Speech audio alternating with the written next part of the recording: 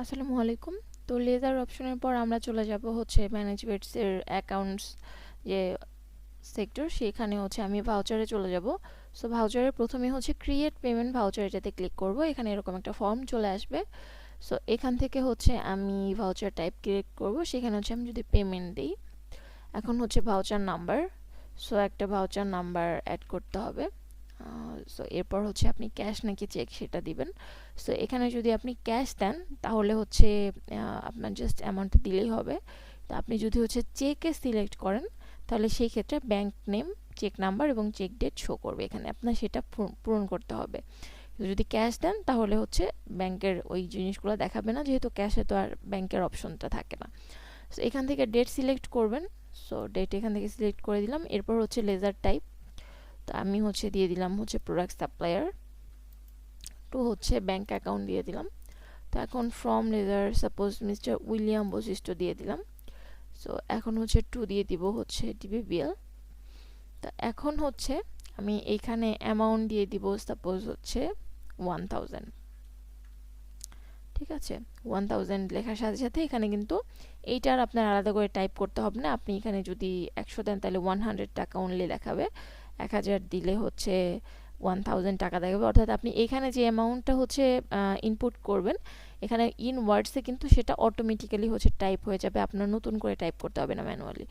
So এখন আমি suppose 100 দিলাম, তাহলে 100 টাকা, এখানে কিন্তু জিরো একটা কমানোর সাথে সাথে 100 টাকা অনলি লেখা উঠে গেল। এখন হচ্ছে আমি সাবমিটে ক্লিক করব।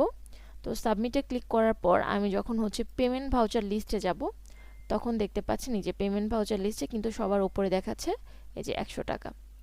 সো এটা আপনি ভিউ করতে পারবেন এখান থেকে। এই যে এরকম একটা ভাউচার কিন্তু ক্রিয়েট হয়ে গেছে। এখন হচ্ছে আপনি কার কাছ থেকে নিয়েছেন, কোথায় নিয়েছেন, কত টাকা নিয়েছেন, পুরোটা কিন্তু হচ্ছে আপনার পুরো ইনভয়েস রেডি হয়ে আসছে। এখন এখানে শুধু প্রিন্ট টু ইনভয়েস দিলেই কিন্তু এটা ইনভয়েসটা প্রিন্ট করতে পারবেন। তো এরপর আমি চলে যাব হচ্ছে আমাদের ফান্ড ট্রান্সফারের অপশনটাতে। তো এখানে হচ্ছে এরকম একটা ফর্ম চলে আসবে যে আপনি আসলে কোন অ্যাকাউন্ট থেকে কোন অ্যাকাউন্টে, সেটা হতে পারে অন্য কারোর অ্যাকাউন্ট থেকে, অথবা আপনার হচ্ছে ব্যাংকেরই একটা টাওয়ার থেকে আরেকটা টাওয়ারে হতে পারে। সো কোন অ্যাকাউন্ট থেকে কোন অ্যাকাউন্টে হচ্ছে ফান্ড ট্রান্সফার করবেন সেটা এখানে ইনপুট করতে হবে। তো সেই ক্ষেত্রে আমি যদি হচ্ছে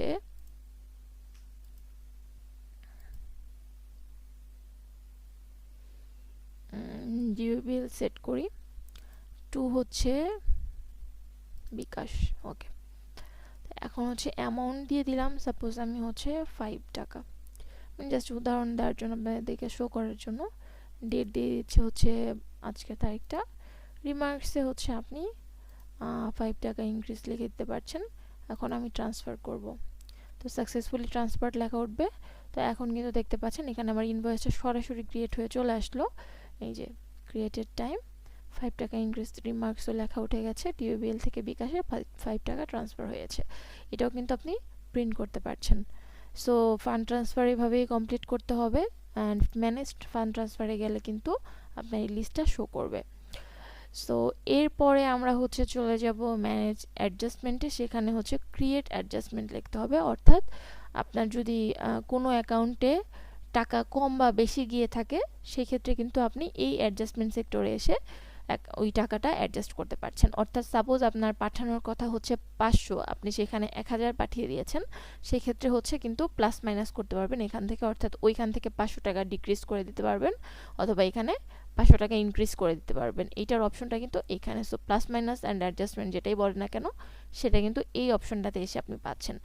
সো অ্যাডজাস্টমেন্ট টু অ্যাকাউন্ট, কোন অ্যাকাউন্টে আসলে অ্যাডজাস্ট করতে যাচ্ছেন সেটা আমি যদি দিয়ে দিলাম হচ্ছে ডিবিবিএল।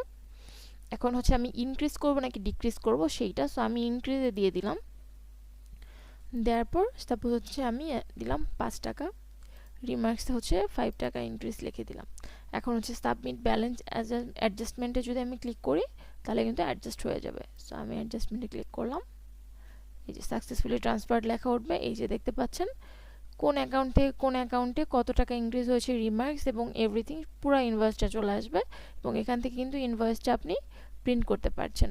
সো এই হচ্ছে বেসিক্যালি ম্যানেজ ভাউচার্সের কাজ। তো এখান থেকে ফান্ড ট্রান্সফার, ভাউচার ক্রিয়েশন এবং অ্যাডজাস্টমেন্টের কাজটা আপনি এই অপশনটা থেকে করতে পারবেন আমাদের অ্যাকাউন্ট সেগমেন্ট থেকে। সো এই হচ্ছে আমাদের অ্যাকাউন্টসের ফাংশনালিটি। ধন্যবাদ।